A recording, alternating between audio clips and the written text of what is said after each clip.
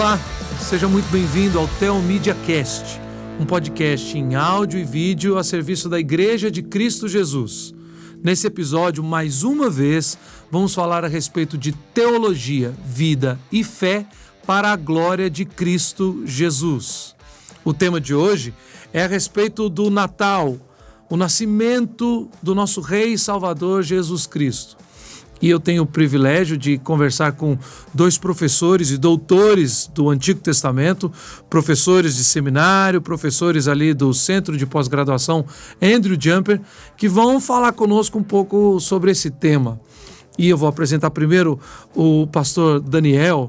O pastor Daniel, ele foi quem me trouxe o tema, na verdade, me contribuiu. E acho que eu lembrei bem, Daniel, daquela preparação que a gente tem na igreja, de ensaio de coral, de cantata, de teatro de Natal. E o pastor Daniel diz assim, vamos falar sobre como o Antigo Testamento, ensaia para o Natal. Pastor Daniel, muito obrigado pela sua presença conosco mais uma vez e por ter me ajudado com esse tema tão importante e interessante. Obrigado, Ludgero. É um prazer estar de volta e creio que vai ser um excelente momento aqui no podcast, né? Ótimo. Conosco também, de volta ao nosso programa, o pastor Mauro Meister. Mauro é diretor do Andrew Jumper, onde o Daniel é professor, também pastor da Igreja Presbiteriana aqui em São Paulo. Mauro, muito obrigado pela sua presença e por vir nos ajudar a falar sobre esse ensaio, ensaiar o Natal aqui com os nossos ouvintes. Legal, Neto. Muito obrigado pelo convite. É muito bom estar contigo, estar com o Daniel. Daniel é nosso coordenador do nosso mestrado em divindade e aí temos trabalhado juntos. Aliás, eu não posso falar isso muito publicamente, mas sempre cito, né? Ele foi meu aluno. Então, tudo de bom que, na verdade, ele desenvolveu ao longo dos anos foi por causa do professor. O que não foi de bom, aí fica na conta de outro professor. De outro professor. Sei qual algum outro aí, tá né? Tal. Eu tô percebendo que eu tô ficando velho, entendeu? Porque eu te conheci menino, certo? Daniel não tinha nenhum cabelo branco, não é? Mas a vida é assim, a gente vai caminhando, né? Isso daí, eu percebi que tá ficando velho. Um tempo atrás eu chamei o Mauro e falei assim, vamos gravar no dia tal. Eu falei assim, eu não posso, porque minha filha está casando. Então eu era adolescente quando vocês foram a Belo Horizonte e sua filha era bebê de colo. Então se você está ficando velho, estou ficando também. Pronto. Eu acho que o único que vai se manter mais jovial então é Daniel aqui no nosso meio. É verdade. Mas prazer estar aqui com vocês, privilégio a gente bater esse papo. Daniel propôs esse tema, como eu já disse para os nossos ouvintes, estou repetindo aqui, me lembrou muito algo que é muito comum, foi muito comum na minha vida toda, que vai chegando de agosto para frente, já tem aquela preparação toda do que nós vamos fazer na época do Natal. Onde eu fui criado, na primeira igreja presbiteriana de Belo Horizonte, dezembro tinha apresentação de coral de manhã e de noite, de manhã e de noite, de manhã e de noite, todo domingo, aos sábados e assim vai. E isso exigia muito ensaio. Então, Daniel, a gente vai começar a tocar nesse tema que você propôs, e eu gostei demais, é muito interessante, sobre tudo aquilo que a gente vê no Evangelho, todo o registro sobre o nascimento de Jesus, todas as cenas que marcam as nossas cantatas, encenações, livros e principalmente pregações, elas têm um ponto de partida que não é só no Evangelho. Todo o Antigo Testamento já vem anunciando e ensaiando isso. Então, como é que a gente pode começar a falar a respeito do Natal pela ótica do Antigo Testamento? É um tema bastante amplo, né? Mas eu diria, quando eu pensei nesse tema, eu estava pensando especificamente no modo como o Antigo Testamento lança expectativas, Neto. E eu estou aqui pensando, por exemplo, na primeira mãe do Antigo Testamento, né, que é Eva, quando do nascimento do seu primeiro filho, ela já antecipa, ela sabia, por causa da queda, que o seu descendente pisaria a cabeça da serpente, e por causa disso, Eva, quando ficou grávida e estava para dar à luz, ela deu à luz, e o nome que ela dá no seu primeiro filho, ou o comentário que ela faz antes, o comentário que ela faz quando Caim nasceu é que eu adquiri um varão. As nossas versões colocam com auxílio do Senhor, mas o texto hebraico indica que pode ser também que ela teria dito: adquiri um varão, o Senhor. Então, a expectativa de Eva, já que ela foi prometida, né, de que o seu descendente pisaria a cabeça da serpente, ela já imaginava que ali estaria aquele que pisaria a cabeça da serpente. Então, disso aí, eu começo já a ver como é que a Bíblia, desde os primórdios, inicia uma expectativa que vai ser alimentada, vai ser explicada, vai ser qualificada, vai ser contestada, e ao longo de todos os escritos do Antigo Testamento, aprimorando essa expectativa. E é interessante que hoje em dia o nosso mundo vive, às vezes a Bolsa de Valores e várias coisas são influenciadas por boatos, né? Por expectativas. Rumores, né? Rumores. E eu vejo a maneira como a história da redenção cria, então, expectativas que irão delinear, que irão criar consolo, irão criar admoestações ao longo da história. Então, isso é fantástico, ver como é que Deus conseguiu costurar a maneira como essa expectativa ela vai semeando, né, esperança em alguns, semeando a advertência em outros, mas quando desemboca no Novo Testamento ela tem já um perfil delineado muito claro. Então essa maneira como o Antigo Testamento começa, já desde o início do nascimento do primeiro ser humano, que não foi gerado nem do barro e nem tirado da costela alheia, mas o primeiro ser humano nascido, ele nasce já debaixo dessa expectativa de que pode ser ele já. Ou seja, a expectativa dentro também da questão da promessa, né? Da promessa feita, né? Essa é muito interessante observar. A primeira promessa da Bíblia, a primeira bênção da Bíblia. A primeira bênção da Escritura está no capítulo 1 de Gênesis, que é a bênção da fecundidade, que é a expectativa de quê? De nascimento. Então, o Senhor os abençoou e disse: sede fecundos, multiplicai-vos, enchei a terra. Então, essa é a primeira bênção da Escritura. E quando nossos primeiros pais pecam e quebram a aliança de Deus, porque Gênesis 1 é já pacto e aliança, quando eles quebram a aliança de Deus, desobedecem ao Senhor, a expectativa é que eles percam imediatamente a bênção. Ora, se a bênção é a fecundidade, o contrário da fecundidade é a esterilidade, a infertilidade. Quando no capítulo 3 Deus está falando, ele fala primeiro ao homem, depois à mulher, em terceiro lugar ele fala à serpente, que é até uma cadeia de responsabilidade, diga-se de passagem aí, né? Quando ele fala à serpente, ele anuncia aquilo que a gente chama de proto-evangelho que o Daniel mencionou, que é a mulher, ou descendente da mulher, pisando a cabeça da serpente. Agora eu fico imaginando a expectativa ou a novidade, o primeiro evangelho é esse, é a mulher recebendo e o homem recebendo a notícia de que eles teriam filhos. Essa é a primeira grande boa nova. Vocês vão ter filhos. Ela deve ter olhado assim para o senhor e falado assim: mas como, senhor? É o que a gente chama na teologia de uma mitigação da maldição. Se a maldição fosse absoluta, eles nunca mais teriam qualquer filho. Mas Deus mitiga a maldição e anuncia evangelho. É o que a gente vai ver lá nas histórias do Natal. É um anúncio de que filhos ainda viriam. E aí a Escritura vai falar, como Daniel bem falou, né? Ela vai trabalhando a história da redenção, séculos e séculos da revelação de Deus registrada na Escritura, mostrando como Deus traz essa boa nova. Vocês vão ter filhos. E dentre esses, e a gente pode caminhar daqui a pouquinho mais para esse ponto, dentre esses vai vir um filho. Então, o Natal, ele é ensaiado nos primeiros capítulos do livro de Gênesis. E ele devia ser celebrado por nós o tempo inteiro, porque ele é evangelho. E veja, quando você fala sobre nascimento, e aí a gente, obviamente, nascimento, Natal, né? É a mesma palavra, né? E ao você falar isso, Mauro, eu já me lembrei automaticamente que quantos nascimentos no Antigo Testamento são especiais, são destacados, são inspiradamente registrados, né?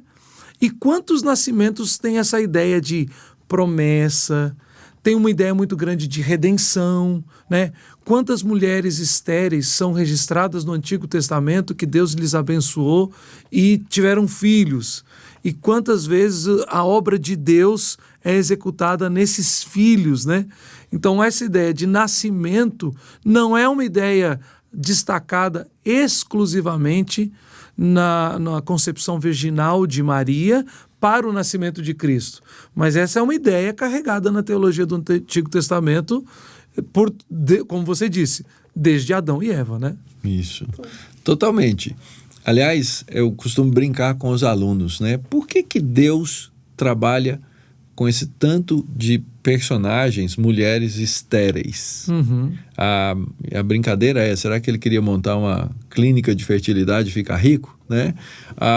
Não, é uma coisa muito simples. Primeiro, dentro da nossa natureza, o natural é nós começarmos a pensar que ter filhos é mera questão biológica. Uhum. Esse é o primeiro ponto. Então, Deus está dizendo o tempo inteiro, olha, não é biológico, é sobrenatural. Isso vai se confirmar onde? No nascimento de Cristo, de Jesus, que é gerado pelo Espírito Santo. Essa é a primeira coisa. Segunda coisa, Deus está dizendo para todos nós o tempo inteiro, eu sou o Deus da vida, eu sou o Senhor da vida, a vida procede de mim. Uhum. Aí ele vai pegar a grande matriarca, Sara, estéril, e vai pegar sobrenaturalmente, fazer com que ela gere um filho fora do tempo e da época de gerar um filho. Então, aquela história de que ela já tinha tantos anos e Abraão tinha tantos anos, é Deus de novo dizendo o quê? Olha, a vida é gerada por mim, por mim. Então, todo esse processo e essas outras mulheres que vão ser tratadas por Deus debaixo da condição do pecado que trouxe a maldição sobre o mundo, essa condição ela é fundamental para a gente entender que Deus está dizendo, eu sou o Senhor da vida. Filhos são herança minha. Aí a gente vai lá nos Salmos, que faz essa declaração tão objetiva, né? Filhos são herança do Senhor. Né? Segurando um pouco mais esse assunto, pastor Daniel, quando a gente olha algumas mulheres e nascimentos no Antigo Testamento, então, às vezes até o Mauro estava falando aqui dessas mulheres, mas eu lembrei de um lugar que não tem mulher, por exemplo, o nascimento de Noé. A palavra atribuída a ele é descanso, a ideia, quem fala é o pai, né? Não se cita o nome da mãe dele e tal, mas tem uma ideia de nascimento ali. Mas há um nascimento no Antigo Testamento que me chamou a atenção recentemente e que ele não é tão, entre aspas, né, a palavra, né, não é tão sobrenatural, mas ele é totalmente sobrenatural, que é o do filho de Ruth, né? Porque diz assim que ela coabitou com Boaz e o Senhor lhe concedeu um filho. Aí foi quando eu parei e li aquele termo novamente, eu pensei assim, pastor, ela não tinha sido casada uma outra vez com o marido dela que morreu?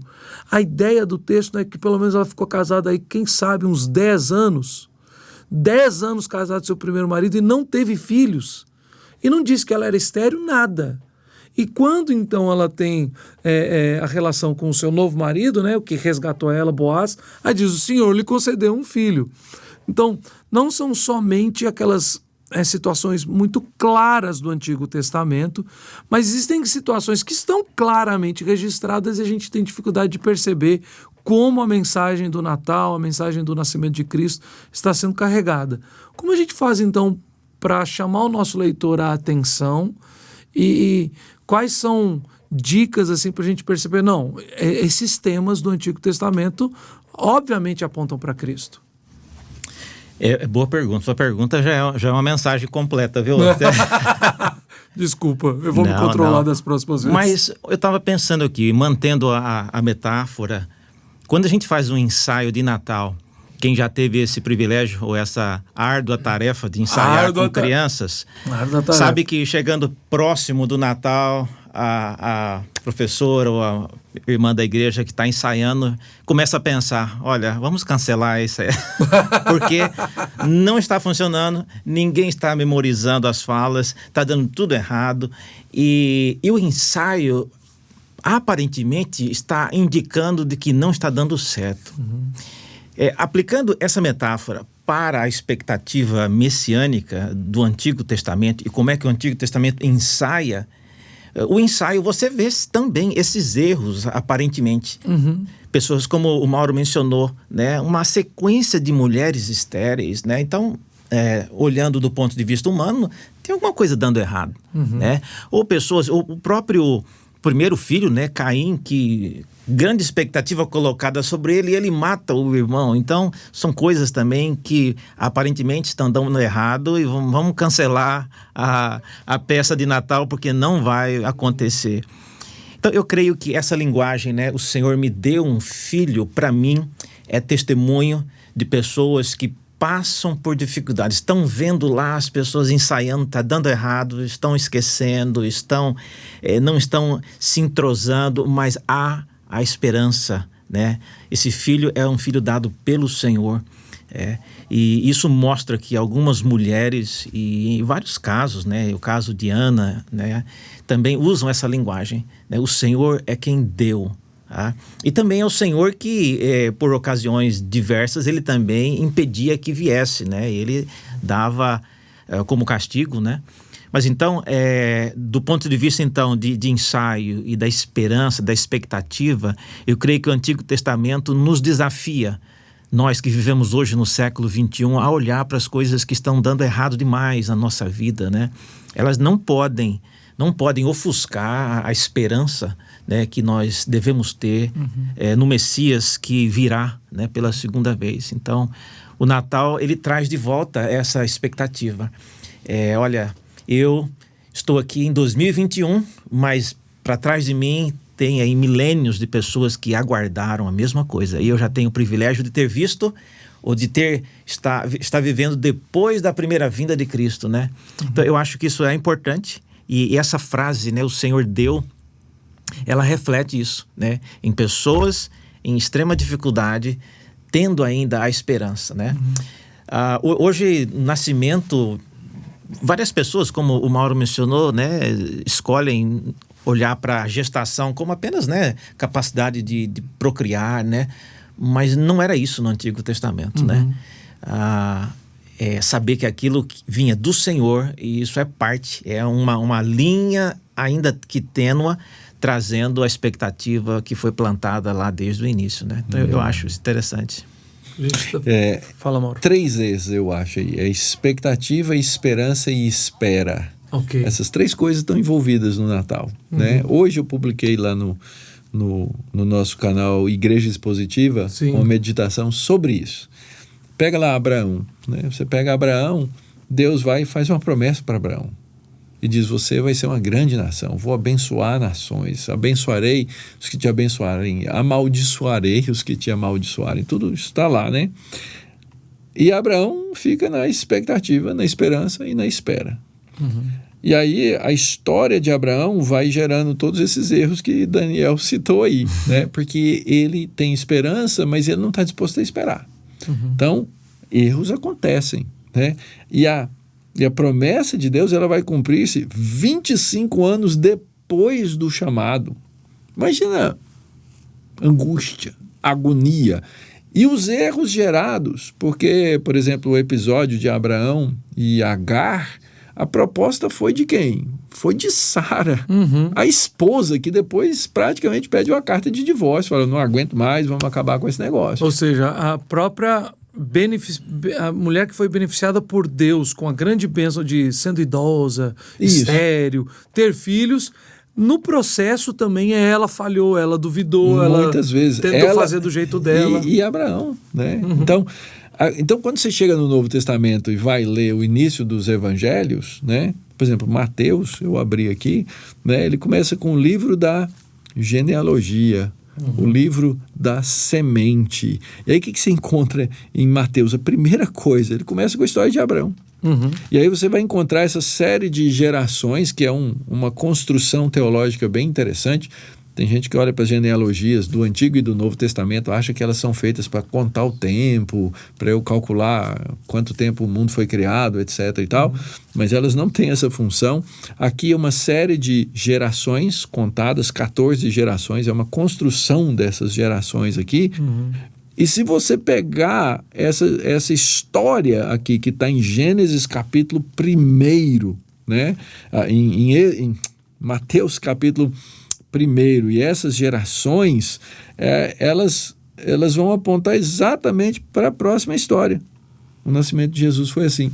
Por que Mateus faz isso? Ele vai e faz uma genealogia, são 3, na verdade, né, blocos genealógicos, e aí ele diz assim, e assim foi o nascimento de Jesus. Qual a lógica disso? É uma teológica, é uma lógica da Escritura mostrando essa antecipação. Então, eu ouso dizer que o Antigo Testamento inteiro é o ensaio para esse momento. E por isso que na teologia cristã o Natal tornou-se tão importante. Né? O evento da encarnação, ele tornou-se esse centro. Obviamente que ele não para aí. Se Jesus nascesse e não tivesse o resto, sem dúvida, não tinha função e razão. Mas esse foco do Antigo Testamento, erro e acerto, expectativa, esperança, espera, são coisas... Então, por exemplo, o nome de Jesus, né, que é muito enfatizado no Evangelho de Lucas. Né? Esse vai ser o nome dele, o nome de João, o nome, os anjos anunciam, né? Ele é um nome comum no Antigo Testamento. No Antigo Testamento é Josué. Josué, que significa Jeová salva, não é? Toda família, toda mãe naquele tempo colocava o nome de um filho de Josué. Toda família tinha um Josué. Porque essa expectativa, Deus pode usar minha casa, Deus pode gerar o fruto do meu ventre para trazer a salvação de... Então, ninguém se surpreendia quando alguém falava que Jesus chamava Jesus, porque era um nome comum, não é?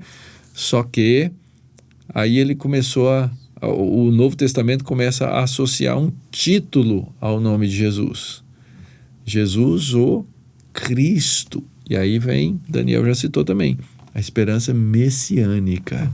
É um Josué que não é como os outros Josués, mas é um Josué que é Messias. Esse Josué Messias é a esperança. Todo mundo tinha essa expectativa, né? O tempo inteiro. Todo mundo ficava esperando lá. Uma hora esse cara nasce. Tanto é que vários Messias, falsos Messias, apareceram.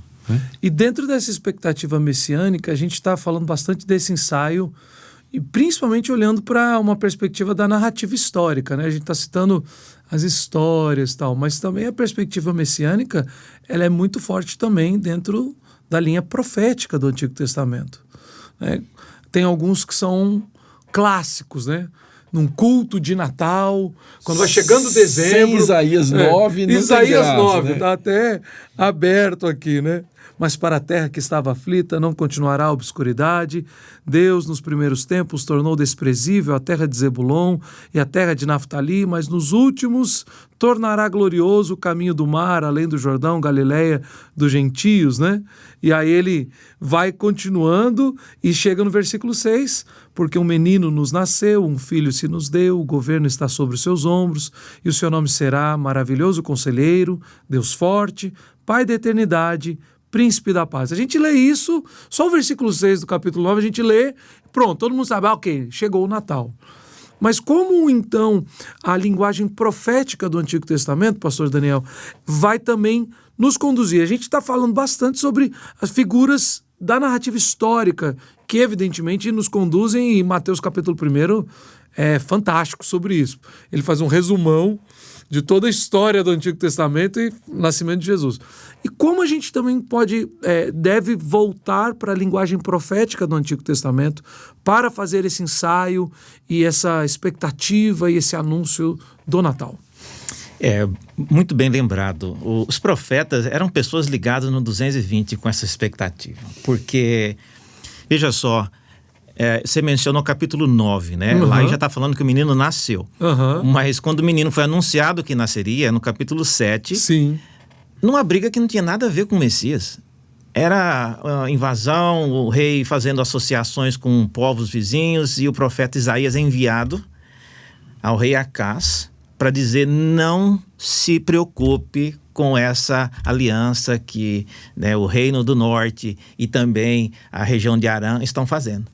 Pode tranquilizar que Deus vai proteger. Né? Acás não aceita, e Isaías fala: pede um sinal para você saber que é verdade. E ele se recusa, e Isaías, sem a anuência do próprio rei, ele dá o sinal a si mesmo. E ele menciona, né, que a virgem conceberá e dará à luz um filho.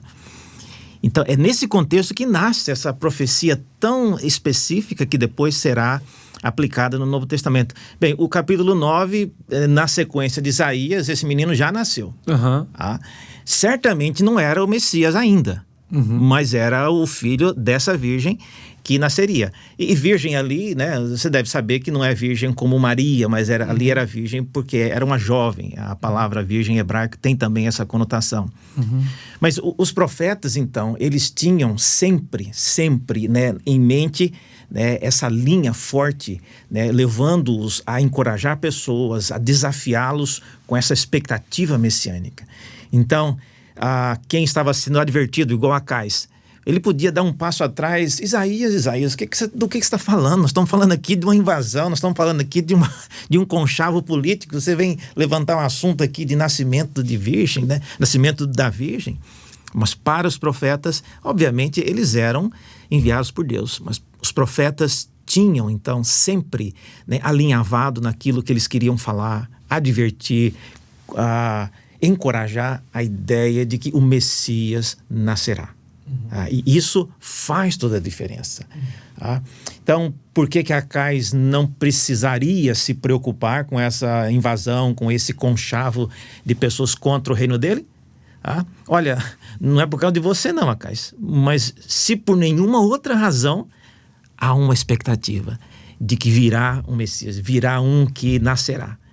E o menino que vai nascer dessa jovem, inclusive, é mais uma confirmação dessa expectativa, né? Então, é interessante ver como que os profetas falaram isso.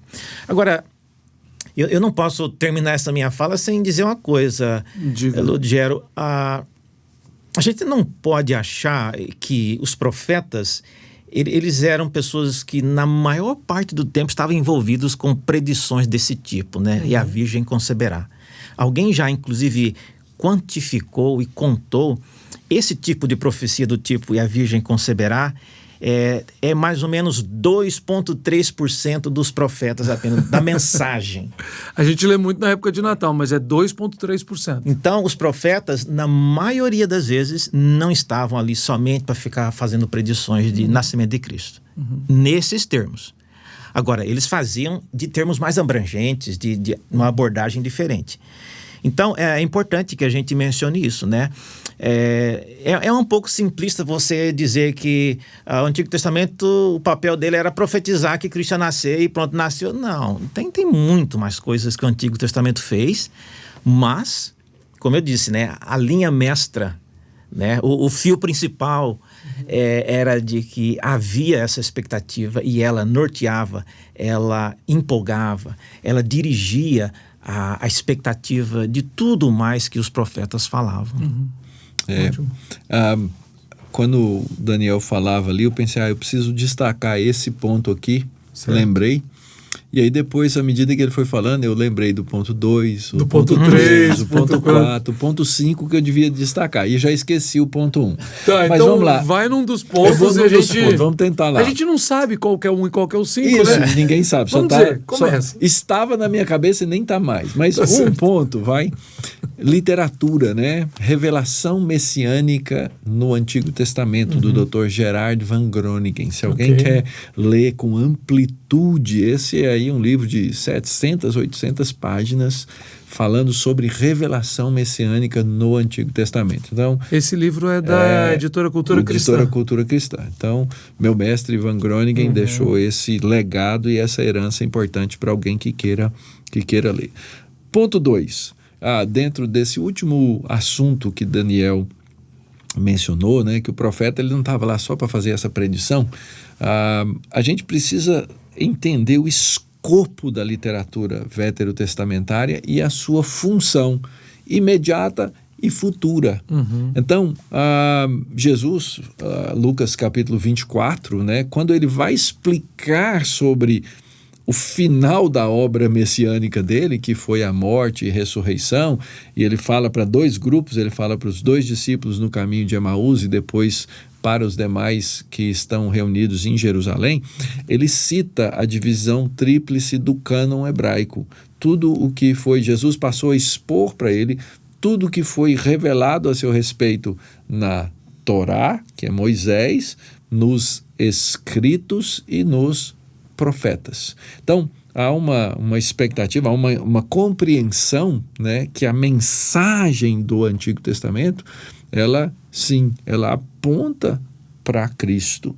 E aí, meu terceiro ponto agora, os outros 2 eu já esqueci. Já fugiu. Quando Daniel falou sobre Isaías, né? É interessante observar, por exemplo, no livro do profeta Isaías, que lá no começo ele fala dessa expectativa do menino que já nasceu, mas que vai nascer, mas ele fala do ministério inteiro de Cristo. Então, quando a gente chega lá, a partir do capítulo 40, a gente vai encontrar as profecias do servo sofredor. Então, a mensagem do evangelho inteira está no livro do profeta Isaías. Sim, lembrei do 4º ponto. Daqui a pouco vem o 5º. Isso, ainda tem algum neurônio que funciona, né? É que os profetas veterotestamentários, na minha concepção, muito mais do que serem esses magos, que aliás é um tema que a gente podia abordar daqui a pouco, né? Eles eram teólogos bíblicos. O que eles faziam? Eles liam a escritura que veio antes deles, olhavam para as promessas, as bênçãos, as maldições, olhavam para o seu contexto imediato, pegavam aqueles textos e aplicavam. Então, no caso de Acás, né, o que Acás estava fazendo? Qual que era o problema de Acás? Né?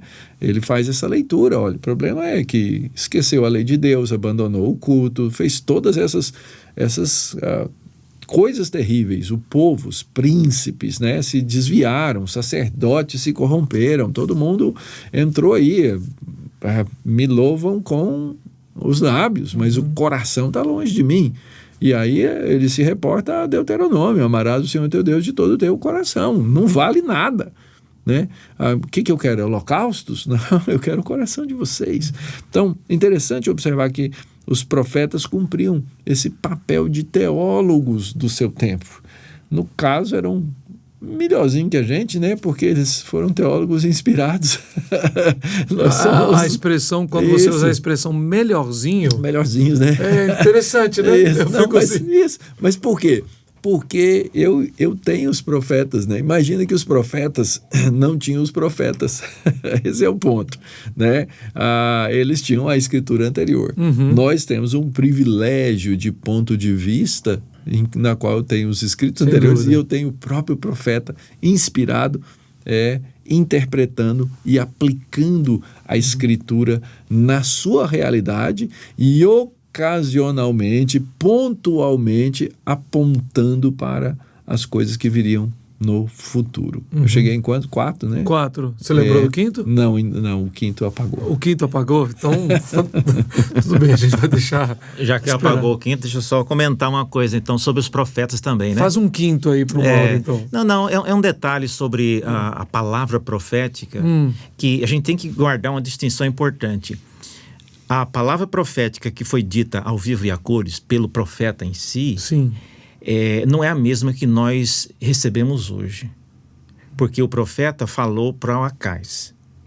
Hoje nós estamos lendo já a palavra que foi dita a Acais junto com o todo do livro, junto com o cano completo. Então é diferente. Sem dúvida. Tá? Então, hoje nós temos o privilégio, como o Mauro mencionou, de olhar já a peça pronta, realizada, tudo bonitinho, com maquiagem, tudo acontecendo.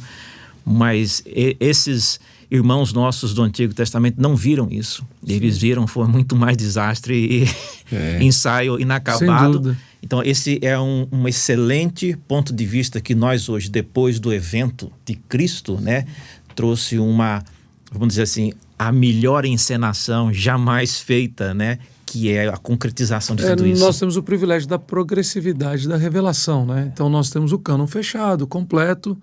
E, além disso, o Mauro até citou aqui, né? Nós temos não só o Antigo Testamento, mas nós temos o Novo Testamento lendo o Antigo Testamento. Quantas vezes o próprio Senhor Jesus, e os evangelhos mostram, cita o Antigo Testamento, explica e aplica. E os outros autores do Novo Testamento vão fazer isso muito bem. E aí, enquanto a gente falava sobre profética, e o Mauro citou essa ideia da leitura do cânon completo, aí eu também aproveitei e me lembrei de um ponto aqui, que é o próximo. A gente falou de narrativa, falando sobre a questão profética, mas há um termo-chave para o Natal, para o Filho de Deus encarnado no Novo Testamento, que é o que causa a maior perseguição contra Cristo, quando ele usa a expressão Yahvé, né? O eu sou. Né? Qual que a importância para nós, os leitores, nos dias de hoje, ao lermos o Antigo Testamento e o Novo, vermos essa relação de Cristo se afirmando o eu sou e outros termos que o Evangelho dá a Cristo, que são termos veterotestamentários, né? O Filho do Homem, o Filho de Deus, expressões tão importantes que são riquíssimas no Evangelho. Pastor Daniel, me ajuda com isso. Uma das coisas que eu faço muito ao pregar no Antigo Testamento, a gente vê Senhor, todas as letras em maiúsculo, né? O que significa esse termo Senhor, todas as letras em maiúsculo na nossa Bíblia, em português ali no Antigo Testamento? Olha, para um ouvinte que talvez não tenha um conhecimento do hebraico, essas coisas, né, talvez seria melhor dizer que o próprio Deus, por razões que a gente desconhece, ele escolheu se relacionar a partir de Moisés, no diálogo dele com Moisés. Ele foi perguntado, inclusive, Moisés, no momento de dúvida, perguntou, olha, fala aí alguma coisa, né? Qual que é o seu Instagram aí que eu vou falar com o povo lá, pra você saber, eu vou falar de quem? Vocês são muito contemporâneos, né? Mas você o qual que é Neto o seu ainda Instagram? Tá no Facebook. Tá no Facebook. Eu tenho a dificuldade Antigo Testamento e mídias sociais. Né? O Instagram é o Novo Testamento, o Orkut é o Antigo Testamento. Então, mas aí o próprio Senhor, ele faz esse trocadilho, né? Olha, Moisés, diga o seguinte, diga a eles que o eu sou é quem te enviou. E aí o trocadilho, né, dessa expressão eu sou em hebraico, né, gera, né, o nome Yahvé de alguma forma. Mas desde então é comum se dizer, né, as pessoas dizem que esse nome Senhor se relaciona com o Deus que fez um pacto com o seu povo e fez com que aquele pacto gerasse uma nação. Isso não tinha antes, tá? Agora, se você vai olhar na Bíblia antes, fala, mas espera aí, eu tô vendo o nome Senhor aparecer antes, já no Gênesis 1 tem, e o Senhor Deus, então tá lá o nome Senhor. Então como é que é dito que não aparecia? A Escritura hoje, ela já é um livro fechado. Certo. E quem transmitiu esses textos já colocava esses tópicos. Mas o fato é que, historicamente, quando Deus se relacionou com Moisés, iniciando ali a aliança com ele, esse nome foi aplicado. Então, veja só, um nome que foi usado para identificar um Deus que se relaciona, que se tabernacula com o seu povo. Ironicamente, é o nome que irá ser usado para acusar o Filho de Deus, né, de heresia, de ter dito uma coisa que digna de ser morto. Tá? Então, eu acho interessante essa relação, e a expressão eu sou, ela é muito forte nos escritos de Moisés. Em Levítico, por exemplo, há várias leis que são ditas e elas fecham. Por exemplo, não irá, quem teve um contato com um animal morto não poderá participar, né, das festas solenes. Por quê? Porque eu sou o Senhor. Pronto. O que isso tem a ver com o animal morto e a contaminação que ele traz, né? Então, essa palavra eu sou, né, porque eu sou o Senhor, ela foi usada, né, para gerar um ponto de vista final em vários assuntos. Então, não é só um relacionamento pactual com o povo diante do templo. Não, vários aspectos da vida do povo de Israel eram marcados, né, por essa afirmação, eu sou o Senhor. Sempre lembre-se disso. E essa se torna, então, a grande celeuma nos lábios de Cristo, principalmente João 5. Isso. Depois, né, que ele curou ali o paralítico do tanque de Betesda. Aí ele vai ser questionado, e a expressão que ele usa ali é eu sou. Ego eimi. Tipo assim, só que o evangelho a gente recebeu ele em grego, né? Mas a gente tem muitas evidências de que a língua comum falada e que Jesus conversava era o aramaico. Então isso é uma tradução já, né? Então esse é um ponto. Mas continue aí. Mas é isso mesmo, né, Mauro? O que Jesus, em capítulo 5, quando eles o confrontam sobre curar no dia de sábado, ele diz... Eu sou. Primeiro ele diz que o pai está trabalhando até hoje, também eu estou trabalhando. Aí quando perguntam para ele, mas está se dizendo que você é o filho de Deus, né? E ele usa a expressão eu sou ali, e aí eles querem matá-lo ali imediatamente. É o que João 5 está dizendo. Isso. Essa é a relação neotestamentária com essa expressão do Velho Testamento. Testamento. A gente pode depois fazer um Teomídia aqui para discutir a exegese de Êxodo 3 e 6, que Daniel é especialista, mas que eu discordo.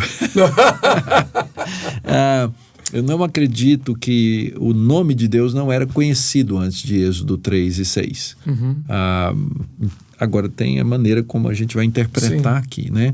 Então, o fato dele aparecer em Gênesis 2, né, que quando aparece, e depois Deus falar com Abraão, e aquele texto clássico, né, o Deus dos meus pais me enviou, qual é o nome dele, e assim por diante, não vamos entrar nos detalhes aqui, é que nos dá a especificidade do significado do tetragrama, né, que são um nome de 4 letras. Que você perguntou do Senhor, né? Isso é uma coisa importante. Isso é um preciosismo nosso, eu acredito. Porque no judaísmo, o que aconteceu? Eles, por causa do terceiro mandamento, eles julgavam que o nome de Deus era impronunciável, é o impronunciável. Só Deus pode falar o seu próprio nome. Isso. E isso tem a ver, gente, com cultura do Antigo Oriente Próximo, né? Por exemplo, conhecer o nome de um Deus era você conseguir dominar o Deus. Se você não sabia o nome dele, você não podia falar. Então eles guardavam o nome da divindade, né? Quem tinha sua divindade doméstica, não vou falar para o vizinho que ele pode usar o nome do meu Deus contra mim. Tinha todo esse contexto. Mas o ponto é que então, por causa de uma interpretação que eu acho também ruim do terceiro mandamento, Daniel, aliás, tem uma exposição muito legal sobre o terceiro mandamento que explica o que ele significa exatamente. Eles não pronunciavam. Aliás, quando eles iam registrar o nome de Deus, o escriba, ele vinha escrevendo. Na hora de escrever o nome de Deus, ele trocava de pena para escrever o nome de Deus com outra pena e depois voltava. E aí tem todas essas diferentes tradições de como é que isso mudou a percepção, e aí começaram a falar Hashem, o nome, ou essa história de que começaram a vocalizar o tetragrama né, aí já os maçoretas, com as letras do nome Adonai. Adonai. E muitos no judaísmo fazem muito isso, né? Na hora que aparece o nome de Deus, eles leem ou Adonai. pronunciam Adonai. E aí, então, na tradição, acho que por um respeito ao judaísmo, na tradição cristã, a gente acabou adotando essa palavra Senhor em caixa alta, né? Então, significa o nome de Deus sempre ali. E aí vem essa dificuldade, né? Eu acho um preciosismo desnecessário, não faz parte da minha fé e da minha crença. Eu geralmente, lendo o texto, eu falo ou Javé, ou Jeová, ou Yavé. Também a gente não tem nenhuma certeza de qual seja a pronúncia é verdade, né? Mas a gente, eu acho que é desnecessário. Mauro, só me dá uma parte, usando a linguagem. Né? Virou um concílio o negócio aqui, porque eu fui cutucar ele com a exegese. Não, isso não, ajudando, corroborando aí. Eu estava procurando aqui, eu não achei, mas algumas gramáticas mostram a origem da língua hebraica escrita datando por volta do ano 1000. É daí que ela se desligou de uma raiz proto-fenícia. Isso significa que o hebraico que a gente fala, que a gente lê na Bíblia hebraica, ano 1000 é a época de Davi. Isso. Então, é muito depois. E aí isso surge a pergunta, então, será que Abraão falou hebraico? Ou, falar é uma coisa, mas a língua hebraica registrada, codificada como nós conhecemos hoje, não é uma coisa da época de Noé. Isso. Tá? Então, o que o Mauro falou procede, eu concordo plenamente, né? É um preciosismo você ficar fazendo muita especulação sobre as 4 letras, se era Adonai, se é Yavé, seja lá o que for, né? Então, isso. A ideia de que Adão e Eva falavam hebraico, né, não procede. que essa é a língua divina, né? Quer dizer, o hebraico não existia, esse é o ponto, né? Então, houve uma tradição, houve uma história, né, que existe uma história por trás do texto, né, que precisa ser considerada. O importante também é que a história divinamente inspirada, a história revelada de Deus, foi dada através da sua aliança com o povo hebreu. Por isso que o Antigo Testamento é em hebraico. O senhor concorda comigo? Isso. Adão e Eva, Noé não falavam hebraico, mas quem registrou? Não, mas aqueles que receberam originalmente, né, não receberam em hebraico. Esse é o ponto. Certo? O hebraico não estava pronto lá na época de Moisés. Não estava pronto, não tinha ainda escrita. A gente tem toda a história, né, do desenvolvimento das linhas, das línguas aí, não tinha ainda. Então, obviamente, existe um processo, né? Nós temos uma fé, a gente acredita na inspiração plenária verbal, não é? A gente fala em autógrafos, né? Mas a gente não tem os autógrafos, a gente não tem texto original nenhum. Diga-se de passagem. Aliás, a cópia mais completa do Antigo Testamento que nós temos data do ano 1000 depois de Cristo. 1000 depois, não estou falando 1000 depois, né? Que é o código de Leningrado. Né? Então, a gente tem que levar em consideração. Então, obviamente, a gente estuda a escritura, a gente olha a ciência, a gente olha a manuscritologia, mas existe um elemento chamado fé, que é o que nos traz a essa palavra, que nos convence dessa palavra. Né? É uma fé, e mantendo esse tema aqui, é a fé que a própria palavra diz, né? O que ouvimos, o que aprendemos, o que nos ensinaram nossos pais, contaremos às vindouras gerações. Ou seja, a comunicação da fé, o Senhor nos dá a sua revelação nas Escrituras, mas a Bíblia não pode ficar fechada, porque ela sempre foi comunicada de geração em geração passada.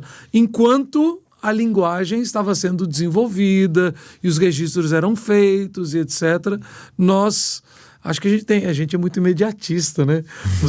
O Mauro compartilhou agora há pouco, falou assim, não, eu publiquei hoje lá no Instagram do Igreja Expositiva, né? Aí a gente tem esse costume, talvez a gente, eu falo a gente, mas é um vício meu, né? De imaginar, então, quando a gente lê a Bíblia, você realmente, Jonas voltou para casa, era antigamente, então ele pegou sua máquina de datilografar, e datilografou todo o seu livro, né, naquele exato momento. E não é assim. Né? Tem que fazer uma distinção entre a história da revelação, que a gente crê ser história de fato, de verdade, aconteceu no tempo e no espaço. Então, Deus de fato criou Adão e Eva? Criou. Deus falou com Adão e Eva? Falou. Havia uma serpente no paraíso que fez toda aquela... Havia, não tenho a menor dúvida disso, certo? Para mim, o que a Escritura disse é o que ela disse. Agora, existe a história do registro. E aí sim, isso só vai acontecer, primeiro, na sua teologia, muito tempo depois. E esse registro nem sempre é imediato aquilo que a gente chama de escrituração. Certo? De escrituração. Então, como esse texto caminhou e como ele chegou na língua hebraica é outra história, né? Até porque o livro de Gênesis, ele é composto de uma maneira que tudo, a gente fala muito de tradição oral, e deve ter existido uma tradição oral, mas eu acredito que o que Moisés recebeu já era uma tradição escrita, por causa do formato. E Moisés faz o quê? Ele pega aquele texto, ele interpreta aquele texto, ele contextualiza aquele texto, os toledotes, que são as histórias no livro de Gênesis, né? Ele nem clama a autoria. Interessante, em lugar nenhum do livro de Gênesis é clamada a autoria mosaica, mas a gente atribui a autoridade de Gênesis a quem? A Moisés, né? Então, são todos elementos aí importantes nesse processo.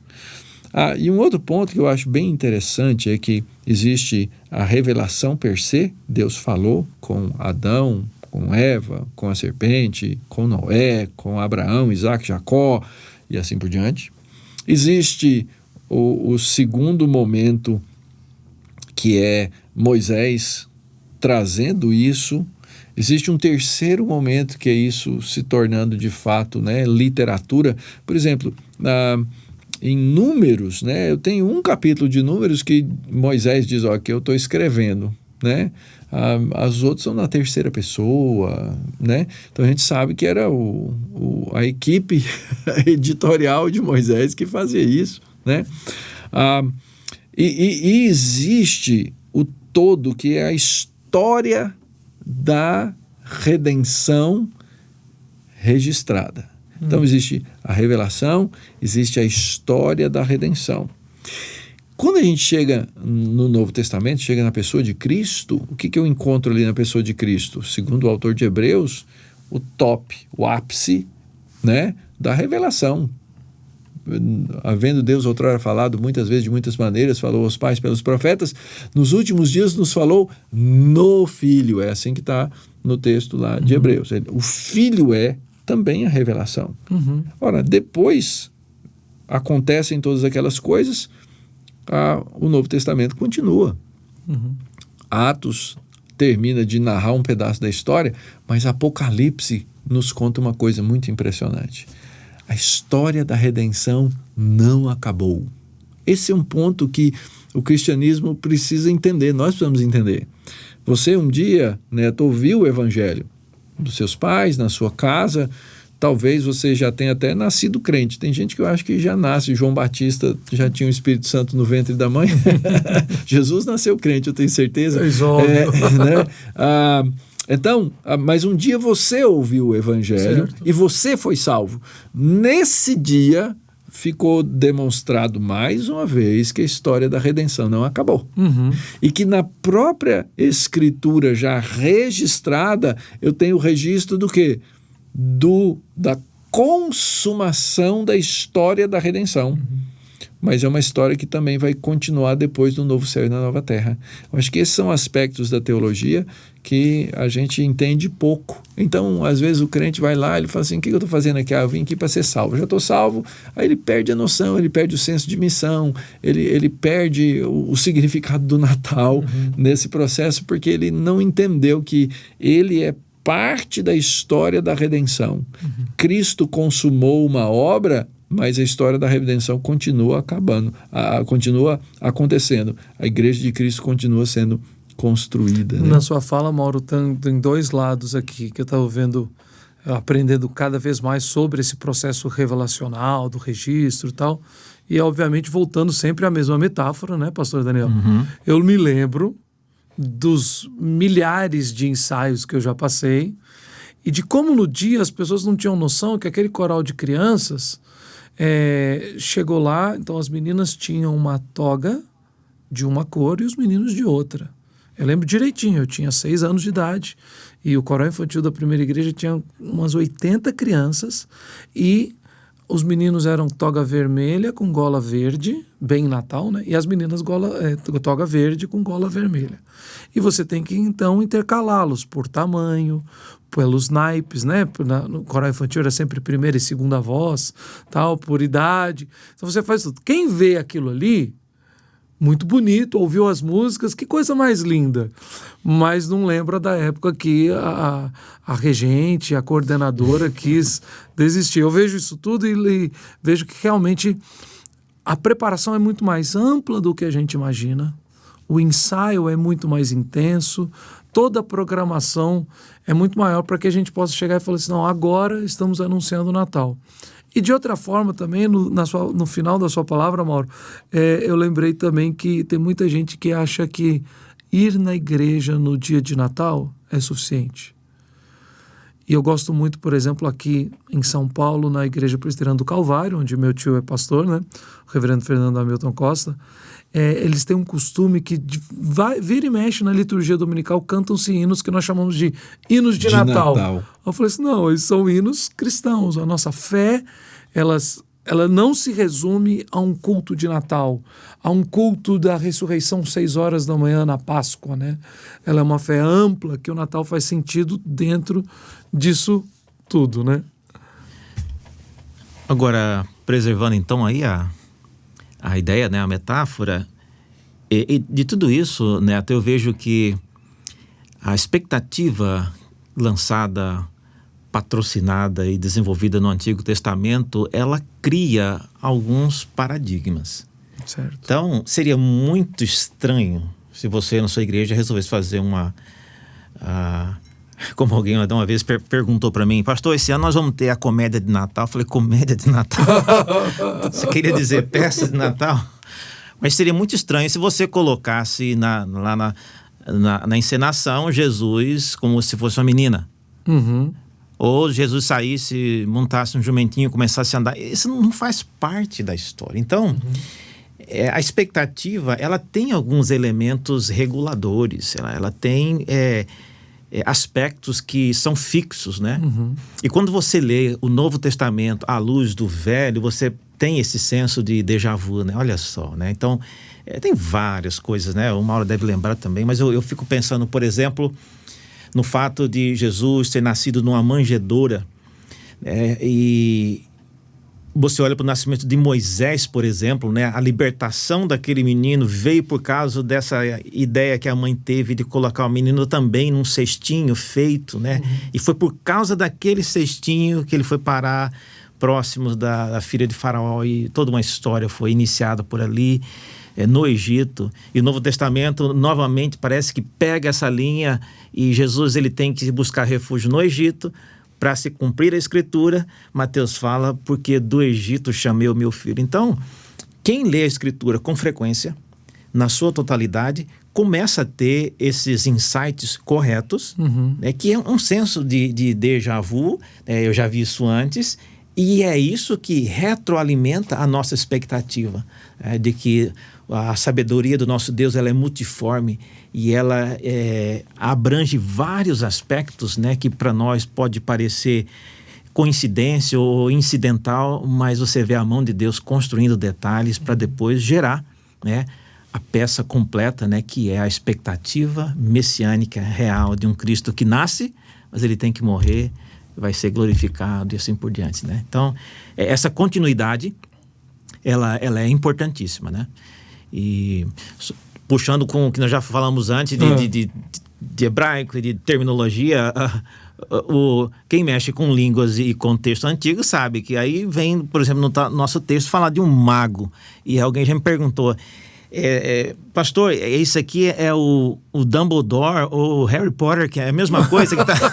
Porque mago hoje é uma palavra que Não é. O Mauro já tinha levantado agora, essa bola do mago pega uns essa 30 bola aí minutos agora, atrás, Mauro. né? Por que tem magos Magos do Oriente, né? Pois é. Então, bom, nas peças de Natal são sempre 3, né? Três. Sempre 3. São reis. Eles têm reis. São 3 e eles têm reis nomes, magos, né? Isso, eu esqueci o nome dos carinhas, mas Eu na também tradição esqueci, tem. porque é uma tradição não reformada, né? Não, são tradições, né? Aliás, tem muita tradição, né? Que às vezes elas são alimentadas quase que de maneira fabular, através de hinos, através de cantatas. Sem Muito dúvida. perigoso também, porque parece que não tem filtro teológico Sem nessas dúvida. coisas, né? E aí tem as historinhas, né, da vaquinha, né, esquentando o menino Jesus em volta da manjedoura, né, como se assim, respirando naquele momento frio. É o Natal e tal. apócrifo, né? E tem muito Natal apócrifo. Gente, eu vou falar uma coisa aqui, eu não tenho evidência, tá? Isso aqui é uma fábula do Mauro, ok? Sim, fábula do Mauro. Mas alguém um dia me levantou esse aspecto. Quem que são esses magos do Oriente? Por que viriam magos do Oriente? Como é que a gente consegue pegar que eles vieram, chegam lá e perguntam onde está o recém-nascido Rei dos Judeus? Porque vimos a sua estrela no Oriente e viemos para adorá-lo. Então, onde é que esses cabra, Saiu. que a gente não sabe quantos são, a gente só sabe que eles saíram do Oriente, né? E alguém levantou essa tese, de novo, eu não tenho artigo acadêmico escrito e nada, mas a tese foi a seguinte: quem era o chefe dos magos na Babilônia? Dos caldeus. Isso, não é? Era um indivíduo chamado Daniel, que era um indivíduo muito crente e que ele se tornou esse chefe lá na Babilônia durante vários reinados. E sabe-se que esse pessoal, eles gostavam de astronomia, certo? Mas toda a astronomia antiga, ela tinha um quê de astrologia. Okay? Sempre essas coisas se misturavam. Por que signo, esse negócio é tão atraente às pessoas? Porque atrai os olhos das pessoas. Porque elas não têm uma fé objetiva, elas acreditam em alguma coisa, e aí você mistura um elemento matemático-científico, que é a astronomia, e depois você joga um significado teológico, místico, dentro desse contexto. Aquilo se torna apelativo, se torna então até um indivíduo que não sai de casa sem saber se a estrela do tal se alinhou com tal, com não sei o quê, para chegar a dizer, olha, isso aqui determina a minha vida. Isso era comum no Egito. Aliás, essa é a tese que eu defendo, de que a adaptação do texto de Gênesis feita por Moisés, ou de um texto recebido que virou o livro de Gênesis feita por Moisés, era um combate às divindades egípcias, que era o contexto do qual eles estavam saindo. E aí então, por exemplo, no quarto dia, que a gente diz ser a criação do céu e da terra, não vamos entrar nesse detalhe, eu acho que já estavam criados, mas é narrada a criação do grande luzeiro e do luzeiro menor, do pequeno, né? O nome dos dois luzeiros não é mencionado no texto. A gente sabe que era o sol e a lua. Por quê? Porque eram divindades egípcias. Então, não mencionar do nome está dizendo... E ali dá a explicação para que eles servem. Para governar o dia, para governar a noite, não sei o quê. Nós fazemos isso ainda nos séculos recentes. Vocês devem lembrar aí do furor que causou acho que foi Hal Lindsey, não foi? Que falou do alinhamento dos planetas. Exatamente isso, gente. Ele falou que vai ter agora, não sei que dia, que data, tal, vão se alinhar os planetas e aí vai ser o fim do mundo. Astronomia com astrologia gospel. E o mundo gospel ficou em polvorosa. Isso é astrologia, isso não tem nada a ver com a escritura. Mas o cara chegou a essa conclusão, não é? E isso virou o fuzuê nos evangélicos na década de 80, né? 70, 80, eu não era nem nascido. Eu não era. Mas né? O alinhamento dos planetas era um negócio. Ou a virada do milênio, né? Que também ia acabar o mundo cheio de evangélico fazendo profecia em cima disso, não sei o quê. Aquela profecia dos evangelhos, 1000 passará, 2000 não passará. Isso daí no Evangelho de São Albobônicos, né? Isso, Nostradamus aí no Nostradamus Gospel. Mas, então, só terminando aqui esse raciocínio, né? Esses magos provavelmente ouviram a verdade lá naquelas escolas, porque aquilo durou vários reinos, na qual o profeta Daniel teria sido o chefe, ou mestre, ou instrutor de muitas daquelas coisas. E aí então ele disse, há uma profecia, e eles então foram seguir um evento astronômico, astronomia, ok? Que daria uma indicação do tempo. Eles viram aquele fenômeno no céu. Pode ter sido um fenômeno sobrenatural? Sem sombra de dúvidas. Deus faz como quer, quando quer, do jeito que quer. Mas a ideia é que eles estavam seguindo um fenômeno e esse fenômeno apareceu no céu. Só que aí vem o imaginário do Natal. Qual é? É que desce uma estrela, né, sobre a tal da estrebaria, sobre a manjedoura. Em e não cima sei o quê. da estrebaria tem uma grande estrela, eles estão todos reunidos ali, isso. né? Mas isso não está então aí, isso, né? isso é fábula. Veja, E é isso aí que eu queria falar. Diga, Daniel. Quem usa, e a igreja geralmente vive de um reducionismo a olhar para o evento de Cristo, né? Porque quando a Escritura coloca uma estrebaria face a uma estrela, a perspectiva de quem está olhando é muito distante do planeta Terra. Então, nós geralmente costumamos ver essas coisas assim ali muito próximas e nem imaginamos, né, a coisa cômica que é você trazer uma estrela que no caso é como se fosse o Sol, né? Próximo, né, da Terra, ou muito menos próximo de uma casa. Mas a perspectiva dos evangelhos é de que o evento de Cristo, ele é para ser visto de uma perspectiva cósmica, que tem a ver com estrelas, tem a ver com galáxias, né? E veja só, esses magos, seja lá quantos eles eram, eles tomaram como referência as estrelas, né? Ou uma específica que eles diziam ser a estrela de Cristo, né? E hoje, qual é a referência que a gente tem para olhar para Cristo e para o nascimento dele, né? Então, os presépios da vida estão cada vez mais raros, né? E muitas vezes nem podem mais. Mas então acho que a fé reformada nossa precisa ir além e resgatar esse aspecto, né, cósmico que Deus está fazendo, está muito além de um presépio, né? Assim como já cantei algumas vezes sobre a estrela guia. Estrela guia. Né?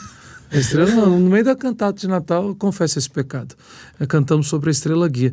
Eu acho que, na verdade, resumindo o que a gente está falando aqui, é que do ensaio à apresentação, o centro é Cristo, do começo ao fim. E que o sentido do Natal se dá no Antigo, no Novo e em tudo aquilo que a nossa fé expressa biblicamente até hoje, né? O desafio para os crentes é que, ao celebrarem o Natal no ano de 2021, lembre-se que é piegas às vezes a gente falar isso, né, Mauro? Olha, o Natal tem que ser todos os dias na sua vida. Mas, de fato, Natal, vida, morte e ressurreição de Cristo são o centro da vida cristã em todo e qualquer momento. Isso não pode ser piegas. Gente, eu vou resumindo aqui, caminhando para o final, porque o nosso tempo já vai estourando, né? Nosso ouvinte já deve estar aqui chegando no trabalho, já desceu do metrô e já deve estar dizendo, gente, obrigado, pastores, mas eu preciso ir resolver minha vida. E a gente vai chegando ao resumo e ao fim do nosso tempo aqui. Talvez a gente possa pensar, o Mauro falou, vamos discutir, fazer um podcast sobre isso, podcast sobre aquilo. Esse é um podcast que dava para ficar vários outros programas ou esticar muito tempo ainda, mas com certeza fica para a gente um entendimento claro que Cristo está sendo anunciado por toda a Escritura e que o seu nascimento, a sua vida, a sua morte e ressurreição estão amparados em toda a mensagem do Antigo Testamento. Pastor Daniel Santos, muito obrigado pela sua presença, muito obrigado pelo tema que o senhor me ajudou a trazer e pela sua participação tão rica aqui conosco nesse programa. Eu que agradeço, é sempre um prazer. A criatividade do Daniel, ela ultrapassa fronteiras do próprio Oriente. Você precisa de uma... Pode... Daniel e não, a criatividade. Daniel, né? Não, esse aqui é impressionante. Daniel Santos é muito criativo. Pois é, Pastor Mauro, muito obrigado também por estar aqui conosco. Privilégio bater esse papo junto aqui também, tão rico e tão precioso. Prazer, Neto, uma alegria participar. E assim, podcasts são muito bons, eles ajudam muito, né, nesse tempo de hoje as pessoas a ouvirem e serem introduzidas a importantes temas e assuntos, mas eu não posso deixar de fazer a minha propaganda aqui. Fica à vontade, né? fica Propaganda à vontade. 1. Viva numa igreja onde a palavra de Deus é exposta e você vai ser alimentado constantemente com a palavra. 2. Leve a sério os estudos teológicos e, se possível, venha trabalhar com a gente. Aí no Andrew Jumper a gente oferece vários cursos em EAD para o público em geral. A única coisa que precisa é ter uma graduação. Nós somos uma escola de pós-graduação, mas a gente tem cursos aí para ensinar teologia com seriedade e com profundidade. Fantástico. Como está aqui o diretor do Centro de Pós-Graduação Andrew Jumper, da Universidade Mackenzie, e o coordenador, né, do mestrado em Divindade, que é o pastor Daniel Santos. Então, logo a gente volta aqui para falar mais sobre esses assuntos, sobre os estudos teológicos. Vocês já estão mais do que convidados. Beleza. Obrigado pela presença, meus queridos irmãos. Grande abraço. E eu quero agradecer, obviamente, a você que participou desse tempo todo conosco, ouviu e está aqui até agora nesse programa tão importante e tão especial. Se você está nos ouvindo e quer nos assistir no vídeo, vai lá no nosso aplicativo, vai no site telmedia.com e aí você vai ali baixar o nosso aplicativo. Procura também nas plataformas aí, na Apple, no Google. Baixe o aplicativo Telmedia, faça sua inscrição e assista esse e todos os programas em vídeo do nosso Telmedia Cast. Muito obrigado pelo seu tempo, pela sua dedicação, por estar caminhando aqui conosco. Um forte abraço a todos vocês. Deus te abençoe.